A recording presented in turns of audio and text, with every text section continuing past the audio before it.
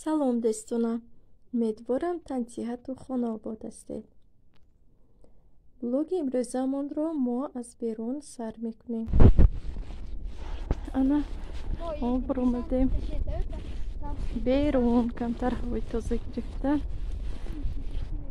су ҳаво қадар бад, лекин на он қадар хунук. Канин инҷа сибира бинед барфоша. Касе ки барф сер набошад ҳазур бинедам. ҳани одам барф медарад. Ҷаст ин тарафаш ҷангал, ин тараф хонаҳо. Инҷа магниту вай картаи магниту накиштам, хачгани инҷа садик хонаҳо рафта истодем. хай оҳиста оҳиста бинем чӣ гап аст. акнун даромадем ба магазин. магазин ном дорад Эликон. аз инҷо ман ба худам як тестареска заказ кардаги будам. телефон кардан ки омад. акнун гуфтам ки биёям. чанд рӯз пеш телефон кардаги будам. гуфтам биём ҳамина гирам. акнун як бора бачаҳо бо KFC гуфта гаран кардан. акнун як медароему телефонама як болоша оина мезанем стекло. баъд худохоҳад оҳиста оҳиста ба тарафи хона набинед. дар инҷо блендерро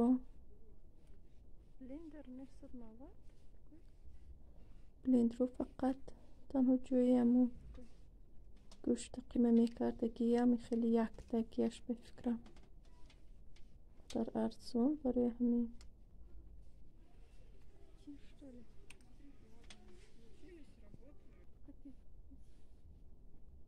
набинед чизои пухтупазиам хеле чизо бисёр доштааст.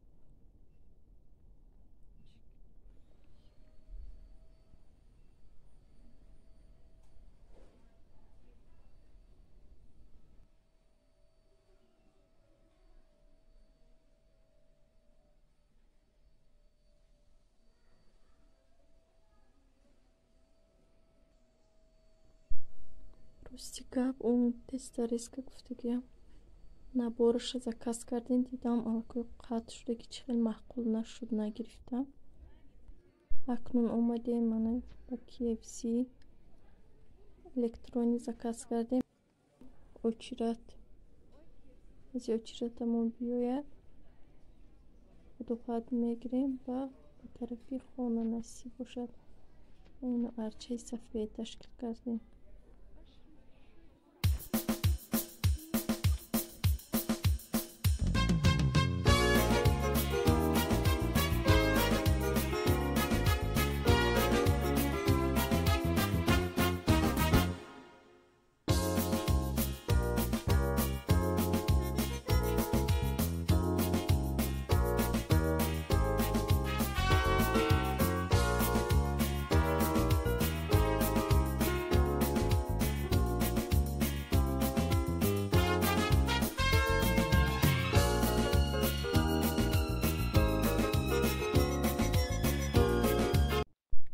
акнун омадем хона. барои бегоҳ ман як хел хӯрок тайёр карданиям.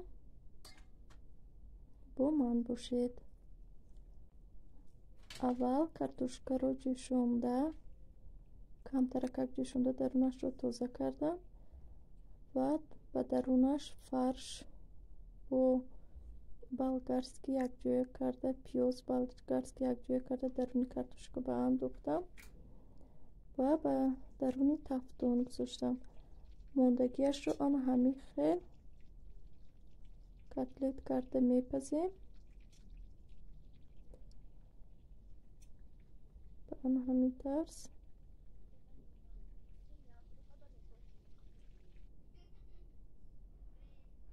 ана хӯроки мо тайёр шуд. аҷоиб омад ба фикрам. бинед мазашро мечашем ки чӣ хеле омода бошад.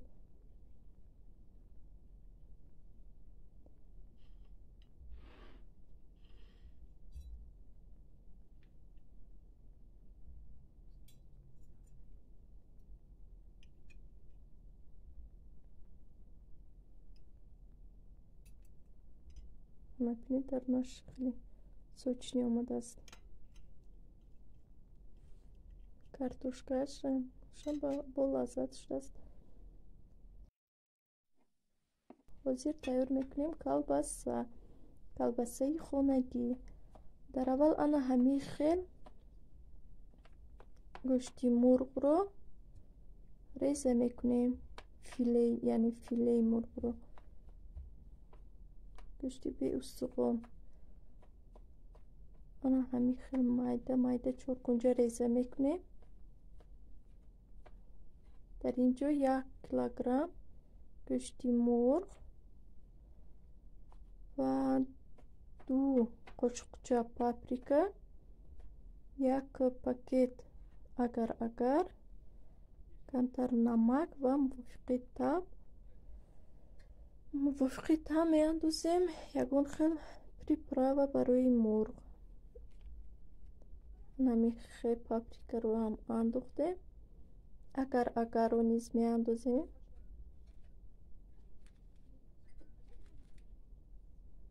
камтаракак намак ва камтаракак приправа. ҳамаашро нағзакак омехта мекунем. баъд ана ҳамин хел дар пакети ба даруни пакети мурғпазӣ мегирем. чӣ хеле ки дида истодед.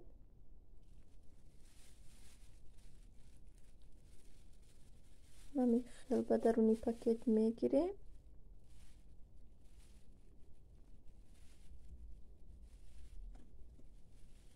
ва ба мисли колбаса, ба мисли ҳасиб хел дарозроя ҳама ҷояшро баробар мекунем.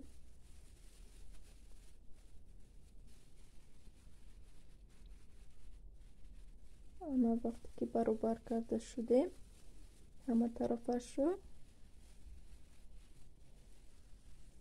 аз ду тарафаш бо ягон чиз метавонед шумо бо фольгаи сахтро чанд қабат карда маҳкам кунед. лекин ман ҳамин хел чиза кора мондагӣ будам ки ҳамин рӯза ба даркор мешавад.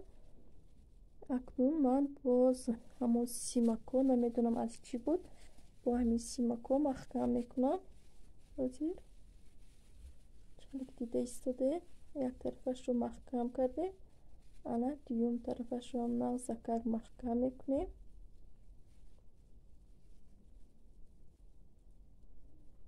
ва як-ду ҷояшро бо сӯзан ва ягон чиз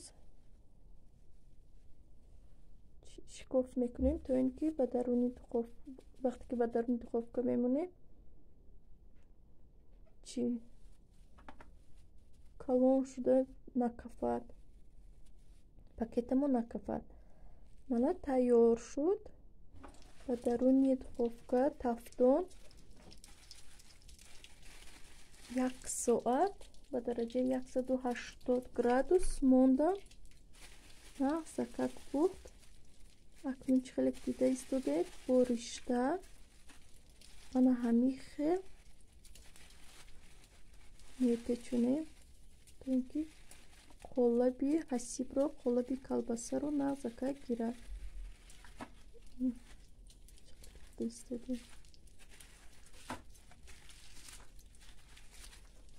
ана ҳамин хел бо ришта мо ҳама ҷояшро печонем ва дар муддати 2 соат ба ҷои хунук ё ин ки ба холодильник мемонем.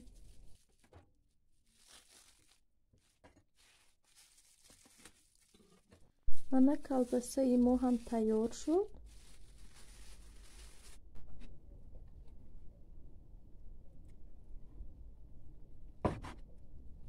ман ҳамин балкон ба мондам. хушрӯй тайёр шудааст. бароки ҷӯш چیزی جوش رو холодильник بمونه تیز холодильник ویران میشه. اما همین خیلی بینید چی کالباسه چی خیلی خوش روی تیار شده است. بینید اگر باید تون باشد من بلندر خریدم گفته بودم اکسیا شدگی لیکن خورسندیمون دیر دوام نکرد برای آنکه بلندری گفتگی من انا مینش ویران برومد انیقترش کار نمیکند.